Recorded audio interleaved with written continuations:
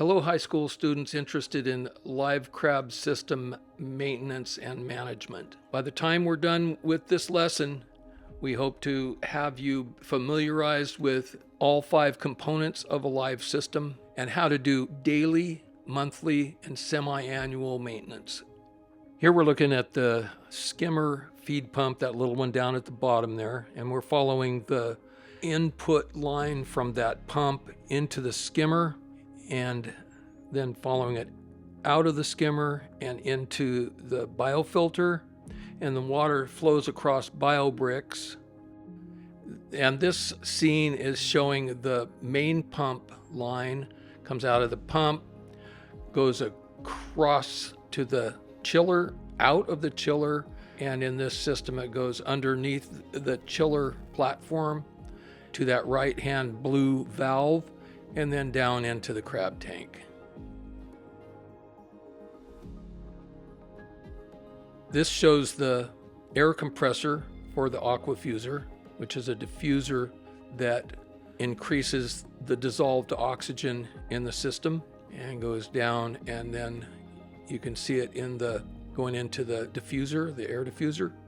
And here we're showing the valve being turned on to allow air to go through the diffuser.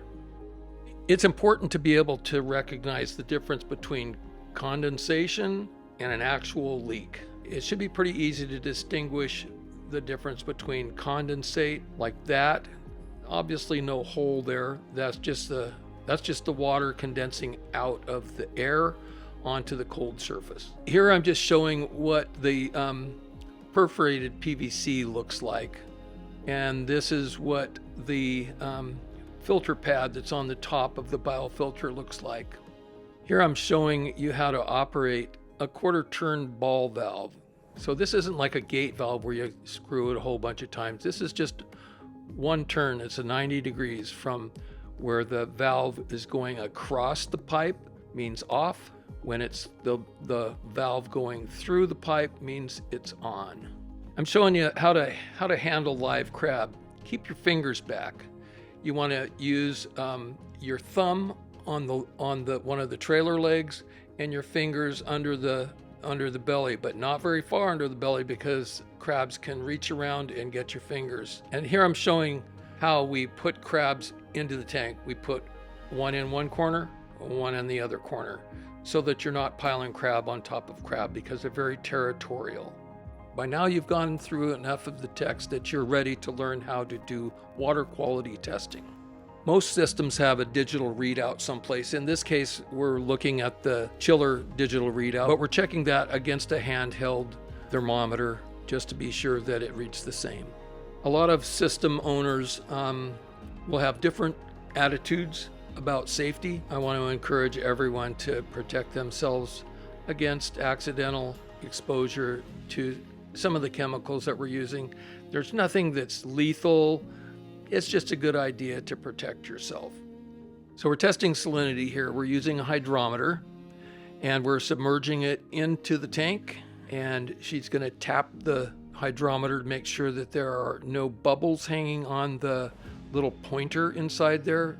Bubbles will change how the pointer is indicating. You want to make sure that all those bubbles are off. She's kind of banging it on the inside of the tank, making sure bubbles are gone.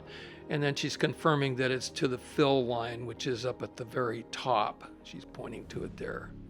And then you just read where that is pointing. And record. Record your results. Okay, now we're going to start dissolved oxygen, also referred to as DO, sometimes referred to as O2, as in oxygen. So once you've established a system and it's cycling well, and you are confident that the dissolved oxygen isn't changing much, you don't have to do this test all of the time, but you do need to do it at least periodically to make sure that something hasn't changed. It is the most involved titration test that you'll likely encounter. It's a very involved kind of technical test. People have figured out how to test dissolved oxygen with meters. The meters are expensive, but man, they are time savers. So here, it's this first step of fixing, what's called fixing the sample. Took the sample, added a reagent, and made that kind of sediment-looking cloudiness. And you wait for that to kind of settle, and then you add another reagent and mix that. You get that yellow color, and then you know that the sample is fixed.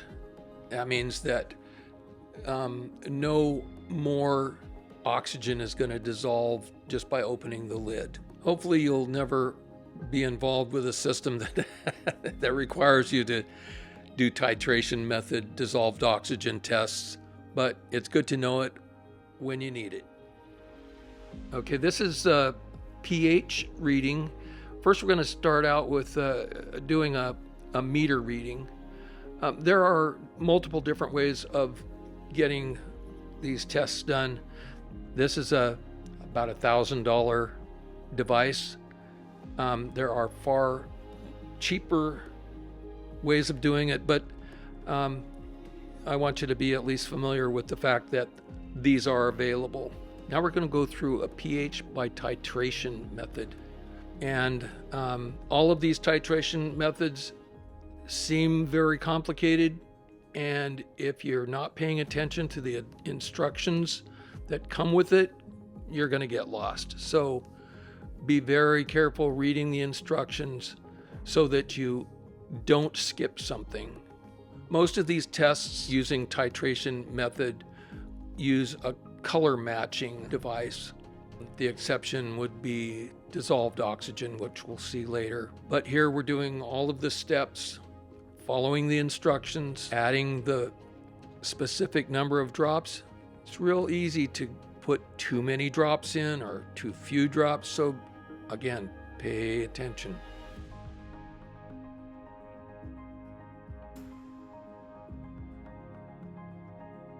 So next in order of importance and in order of toxicity is ammonia. Ammonia is the most toxic form of nitrogen in a live seafood system. We select the appropriate color matching slide. If you have a small tube like that and you put liquid in it, you'll notice that there is a curve at the top of the liquid. It goes high on the sides, low in the middle, and high on the sides. You always want to put your beginning solution, at the line where the bottom of the meniscus is on the line, not the top of the outside part of the meniscus. And now put the sample in and compare it to the color slide at the right. Okay, next in order of toxicity to the crabs is nitrite. Again, these aren't toxic to us. We're not breathing water. We're breathing air. And the nitrite, the ammonia, the nitrite, and the nitrate are toxic to the crabs because they are in the water. So we're going through the steps here. Each of the titrating chemicals added, counting your drops, paying attention to the instructions. Here we're adding, instead of drops, we're adding a powdered titrating chemical. Again, mixing, not shaking, and slipping in the appropriate color slide and comparing the color of the sample and record.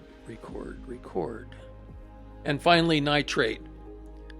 Nitrate is the least toxic of the three forms of nitrogen in live system water. In live systems that are fully cycled meaning that the biofilter is converting ammonia to nitrite and nitrite to nitrate. The nitrate will eventually be building as your ammonia goes up and down, as your nitrite starts building and goes up and down. The nitrate, again, the least toxic form of nitrogen, is gonna rise. I've seen systems with 100 parts per million of nitrate, and it's fine for the crabs. The more crabs you run through it, faster you run through crabs through it, the higher the nitrate's going to be. Trick is to keep the ammonia and the nitrite down. Again, comparing the titrated sample to the colorimeter, record. I just want to say a few things about skimmers. They do a lot of good work. They pull fats and suspended solids out of the water, but they can also be a troublesome device if you don't pay attention to the setup and you don't make sure that the foam in the top collection cup isn't coming out white and wet. You don't want white and wet. And the foam that's produced will change with the amount of crab in the system and how long the crab have been in the system. Once the crab have cleaned up, they're no longer pooping and peeing and doing all of the stuff. The collection foam, or the skimmer foam, will start turning white and will stop coming into the collection cup. So don't try to make the skimmer always produce foam. Set it when there's nothing in the system, and then when you put crab in the system, make sure that it starts producing foam within a few hours. If not, then do your adjustments there. And here we're watching Kiara set the system down, turn the speed of the pump down, that first little pump that you saw, so that the bubbles reduce in the column of the skimmer, and that way she can safely remove the collection cup from the top. Just use a little bit of caution, and then take that someplace. You can use a garden hose with pressure, or you can take it into a sink and you can clean it up in the sink. There's nothing toxic in there or anything like that, so don't worry about that. But just clean it up, wipe it off, and when it's all clean, put it back on.